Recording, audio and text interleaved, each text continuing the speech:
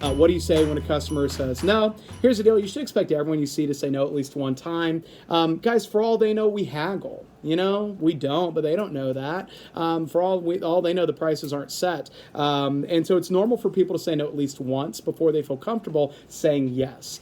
Think about if you were buying a car. Would you say yes to the first price they offered you? Probably not, right? Probably not, even if it was a really great price, because you just want to see what kind of deal you can get. So understand more often than not when people say no, they're just kind of waiting to see what kind of deal they can get, and we'll talk about that tomorrow. It's not a big deal. Now, two last notes on the homemaker set, and then we're going to practice this, and we'll kind of wrap up with some scheduling stuff. When it comes to the homemaker set, some of y'all, I think this is pretty normal. When I was in training, I was still sitting here going, okay, logically I get it. The German knives are the best selling in stores, and they go for $2,000. Y'all follow me on that? If that was more than people were comfortable paying, they wouldn't be the best selling brand. That's not a Brian stat, that's just data. You know what I mean? That's a data point. Cutco is a better quality product, and it's a lot cheaper. Y'all follow me on that? Which is why we're the top selling brand in the United States. So logically, I got it. But I think I was like emotionally, because I was still wrapping my head around some of this stuff, I think I was still sitting there going like, oh man, but like am I ever going to sell a homemaker? Am I going to sell that? Are people going to buy that from me? So if any of you have any of that at all in the back of your mind, first off, totally fine. Totally fine. That was me when I was in training. Anyone, you with me on that? That was me. I'm not saying that's y'all. I'm just saying it was me. So I have two thoughts for you on that. Okay? Number one is this. If you're wondering if you're going to sell a homemaker set, you are. Sorry, I ruined the surprise, okay? I don't know what to tell you guys. You're going to accidentally sell homemaker sets. There's a reason last year we sold over 30,000 homemaker sets. You with me on that? Like, you'll sell one on accident. Just do me a favor. When you sell your first homemaker set, for God's sake, act like you've been there. Yes? Yes. When I sold my first homemaker set, my tail was wagging. I had this stupid smile on my face, and I'm like, for real? Okay? It's like a giant idiot, okay? Like a giant knob. Guys, let's say like you ask the most beautiful woman you've ever seen in your life out. You ask her for a number, and she's like, yeah, I'd love to go out with you sometime. Okay, imagine if your response to that was like, no take-backs. What? Yay! No, you look like a giant idiot. You're with me on that? So guys, when you sell your first homemaker, you're all going to sell homemakers. When you've sold it, just act like you've been there. The answer to that is going to be the same for every one of you. Hey, that's a great choice. Congratulations. You're going to love your Cutco. You with me on that? Please, do it for me. Do it for your trainer, okay? But here's the second thing. If you're kind of in the back of your mind like, oh man, am I ever going to sell a homemaker set? Honestly, I don't care if you ever sell homemaker sets. I really don't. We're not homemaker reps. We're Cutco reps. Y'all follow me on that? Okay, we're Cutco reps. Guys, I've had people who are 10K fast starters, and then they didn't sell a homemaker. They sold some signatures, they sold some kitchenette sets, they sold some individual knives, they sold some flatware, and then they blinked and looked up, and they were 10K in their fast start. They made $2,000, they got a bunch of promotions. Had that happen a while back, and here's what's funny. At the end of their fast start, I was like, man, how are you feeling? You're pretty excited. You got 4 promotions, you're doing great, you made some really good money, and I'm proud of how hard you're working. They're like, yeah, man, but dude, I haven't gotten that homemaker. I was like, who cares? And he's like, I mean, but like, I got to sell it. That's like a touchdown. I got to get that homemaker. And I'm like, but you sell signatures. Like, it's better. And he's like, yeah, but it's not a homemaker. And I'm like, you're weird. Okay? Because who cares? All right? Cynthia on our team sold $2,000 in her first 24 hours on the job, and she didn't sell anything other than starter sets. Who cares? Do y'all think she was unhappy that she made $300 in a day? That people were super happy about what they got? That she's doing her demos down in South Dallas and average income there is pretty low, but people are still buying sets? She was getting promotions? You think she was unhappy about that? No, who cares about a homemaker? Just give people what they want. Is that cool? That's all our goals, guys. We want to get people what they want. Okay, not what we want them to get, not what we think they could get. Sometimes it's going to be $1,500 of flatware, like Blake just had. Sometimes it's going to be $2,000 in starter sets, like Cynthia had. And by the way, sometimes it's a Cutco kitchen, like Roger had. Okay, Roger got started here a week or so ago. He's in our office in Plano. He's not even in my office. But the manager there called me because he was with a customer, and they got the whole Cutco kitchen. It's literally the biggest set of knives, biggest set of cookware, and the forks and spoons. Okay, sold a Cutco kitchen, his very first demo. And we did him a sweetheart of a deal, but it was like $6,000, $7,000. Yeah. Okay, but again, guys, our goals, if someone wants one knife or they want everything, we just want them to feel great about whatever they got. Are y'all with me on that? Yes or no? Okay? Because here's the deal, guys. I just want to make sure if this customer was going to buy a signature set from Molly, they get the same signature set from Anna. Anna deserves it just as much as Molly, and the customer deserves to feel good getting whatever is right for them. Wouldn't y'all agree with me on that? The only thing Molly has on Anna is a head start. That's it. Okay, that's it. I want to make sure if this customer was going to buy an ultimate set from Blake, they get the ultimate set from Saxon. You deserve it just as much as Blake. Okay, and honestly, the customer deserves to feel great getting what they want. You'll follow me on that? Guys, I want them to get that homemaker set. If they were going to get it from Eduardo on our team, I want them to get it from Hector. You know, he deserves it just as much as Eduardo. The only thing Eduardo has on him is a head start. That's it. And the customer deserves to feel great getting what's right for them. All right, so let me tie it up in a bow with this. I told you before, it's your job to put yourself on your customer's level. It's not their job to drag you up to it. Okay, let me give you one last really quick story here, and then I promise no more story time. We'll practice this, and we'll help you set up your schedule. My wife and I've shared some things about our house and our budget. And guys, I've just done that to give you an example. You know, I'm 37. We live in a house. We're Macs. We're Big Macs. So it's just more to kind of get you in the mind of a Big Mac. Y'all with me on that? That's the reason I've shared some of this. But honestly, if you didn't know that about us, we're pretty low-key people. You know, we shop at Target and, well, in Costco, too. Everyone shops at Costco. Okay? We don't really go out to eat very much because we have kids, and it's not fun for us, and it's not fun for the kids, and it's really not fun for y'all either. None of you has ever gone to Chili's and gone, man, I hope they sent me by the 4-year-old. He seems cool.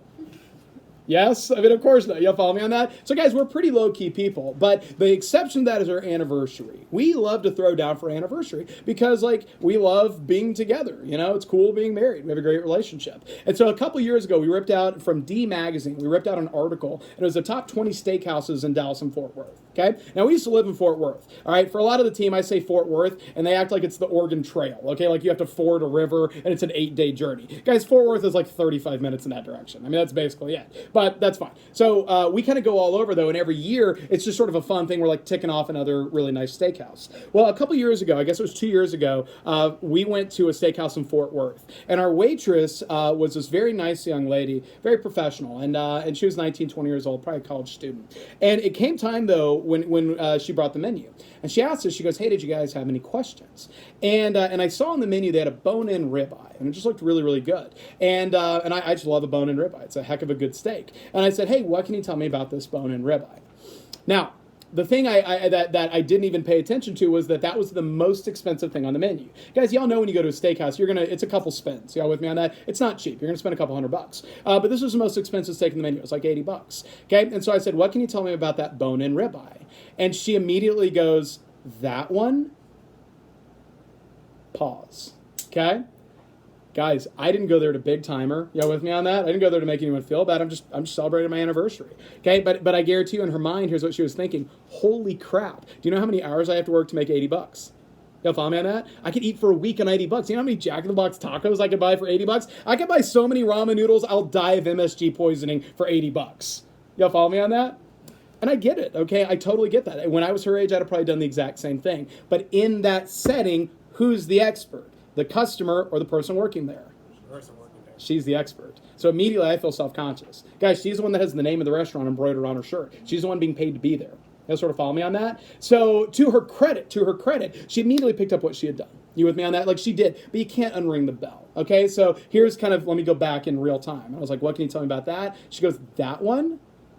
You know, everything here is great. I'm sure you'd love it. Like everything in the menu is fantastic, and I bet it's you know what I'm saying? Like she sort of tried to rebound, but you kind of can't. By the way, the saddest part of the story, y'all, I got the salmon. I know, I hate myself too. Okay, guys, look, I like salmon. I did not go to the steakhouse for $39 salmon. Okay, like let's take a little tip. But it's just interactions. It's just bam, bam. This isn't like top of mind. It's like reptile brain stuff happening here. Y'all with me on that? And guys, it was fine. It was fine. We had a good meal. We had a good time. I definitely would go back there at some point. And we left. By the way, I never would have thought about this again. Never would have thought about it again, except what happened the next year. Okay, so this year for our anniversary, we went to Morton's Steakhouse. Oh, and I'm sorry, one last quick note. None of this was her fault. Y'all hear me on that? None of this was her fault. This was poor training. Y'all with me on that? This is 100% poor training. This wasn't her fault, guys. She wasn't quite prepared, though, to talk to people on their level. Y'all follow me on that? She needed us to sort of build her confidence, but that's just not how it works when she's the one that's being paid to be there. Y'all with me on the journey? None of this is her fault. Totally poor training. That's why we train y'all. Okay, so this last year we went to Morton's Steakhouse, okay? And apparently I have a type and I just didn't know it, okay? Because the guy, like, he's going through it and he goes, man, did you have any questions or what did you see that you liked? I went, man, what can you tell me about that bone-in ribeye? All right, that's why I laugh. I have a type and I didn't even know it, okay? Guys, he goes off on this steak. He starts preaching the holy gospel of meat, all right? This is literally what he says. He goes, oh my God, sir, that's one of our signature cuts. Can I tell you about it? And I'm like, you better, okay? And he goes, first off, okay, I already love this. first off, this is all grass-fed beef. This is a real animal, and it was in this like field and blah blah blah. And he goes, so like it's way healthier for you. It doesn't have those hormones and fat and crap injected in it. He goes, in fact, the omega whatever, it's the same as like salmon. It's practically brain food. And I'm like, oh hell yeah, I'd be crazy not to get it. And he goes, but the thing about grass-fed beef, he goes, it's actually it's a tougher meat, okay, because it's a real muscle. It's a real animal. He goes, so what we do to get that beautiful texture and that very tender cut of meat, he goes, we have this temperature-controlled vault. And I go, there's a meat vault? And he goes, there's a meat vault, okay? And we dry age this meat for like 3 weeks. It's this perfect thing to where that first bite, it's going to get that beautiful, like just amazing texture, and then it'll melt in your mouth. And I'm like, oh yeah, okay? And he goes, and then chef blah, blah, blah is going to expertly season this thing because that's like our signature thing. And they get this screaming hot pan and they slap that steak on there and it just sizzles and you get that beautiful crust. And then he flips it over and it sizzles and you get that beautiful crust. And he slaps it in the oven. They finish it in there so you can get that perfectly controlled temperature. We reckon a medium rare for a steak that great, but for you, we'll do whatever you want. And I'm like, oh, hell yeah, okay? And he goes, by the way, if any of you are vegetarian, first off, thank you, more meat for me. Thank you. Second off, I apologize, sister, I'll be over soon. Okay? And he goes, and then we finish it, we baste it with like the butter, and we have like herbs in there, these fresh herbs, they pick them out back, and they throw them in there, and he goes, it's this beautiful extra layer of flavor, and it's amazing. And I'm like, hell yeah, you better bring me that steak. Okay? You better bring me that steak. All right? Here's where it gets good. This isn't even the good. By the way, my mouth is literally watering telling y'all this. Okay?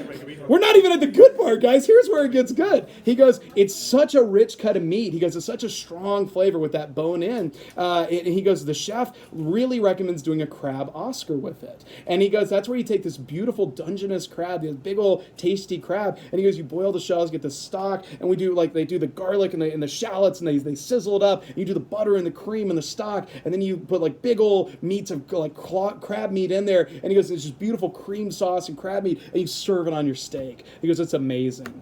And I go, man, that sounds good, but honestly, I'm more of a lobster guy. I like crab, I'm really more of a lobster guy. And he goes, I don't want to overpromise. And I'm just like, what's happening? Okay? And he goes, we just got a crate of live Maine lobster in. He goes, those little sons of guns are just back there pinching away. And he goes, they have been working on a stock for the last 12 hours. That's killing me. It smells so good. He goes, I'd have to talk to the chef first, but I bet they could do the garlic and the shallots and the butter and the cream, use the lobster stock for the base, and just do big old things of like lobster tail, and we'll just like pour that out, serve it on your steak. And I'm like, you son of a bitch.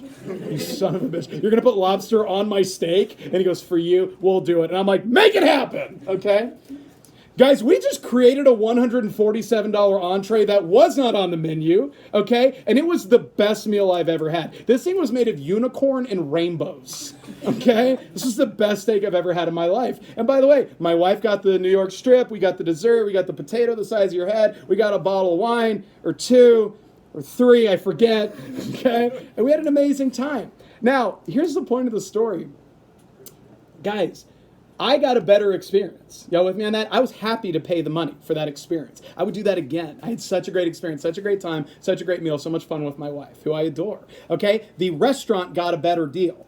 They got a better tabletop. You know what I'm saying? I spent more money. That was better for the restaurant. And by the way, the waiter got a better deal too. Now, I didn't punish the girl the year before, but guys, I tipped 20%. That's what I tip. I just figure cosmically no one's going to spit in my food if I just tip everyone 20%. Now, they don't know I'm going to tip 20%, but I figure that's at least an okay number to tip. You with me on that? You would have to spit in my food in front of me, punch me in the face, and go, your God is a lie for me to not tip 20%. That is my rule. Don't undercut your servers, okay?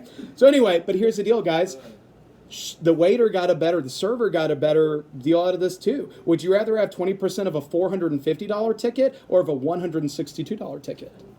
Y'all with me on that? Guys, everybody won because this young man elevated himself to my level. I'm a business owner running a multi-million-dollar business, but he didn't look at me as like I'm better than him. I'm just older than him. Because guess what? That's the truth. I'm just older than him. But he talked to me like my equal. Now, here's the fun part of the story. As we're wrapping up, I kind of grabbed, after the meal was done, I'd already paid my ticket. I grabbed the guy. That sounds aggressive. I didn't grab him. Okay, but I motioned him over, and I said, hey, man, first off, I just want to say I really appreciate, I think high-level service elevates any experience. I really believe that. I said, I appreciate good service, and I want to say thank you. This was a special night, and you made it even better. I was like, but dude, I got to ask, it's just killing me. Have you ever had that steak? I go, I'm just being honest. I'm just curious. Have you ever had that steak? And he just kind of smirks, and he goes, not even once. And I was like, damn it. I was so impressed. Guys, that wasn't him being fake. That was him being a professional.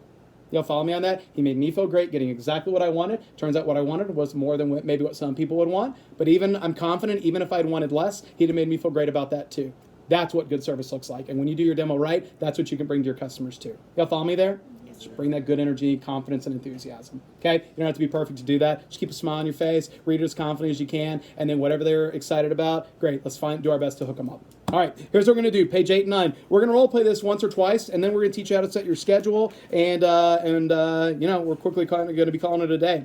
When we role play this, we're just going to do this like once through because we'll practice it more tomorrow. But I want you to get a flow for both pages. So normally we've had y'all switch pages, but this time I want you to go through both of them, okay? So like if I was role playing with one of y'all, I would do 8 and 9, and then your partner will do 8 and 9. Everyone's with me on that? For our purposes today, everyone says yes to the homemaker set. We'll practice going through the knee-jerk reactions tomorrow. Does that sound good? All right, ready, set? Let's go.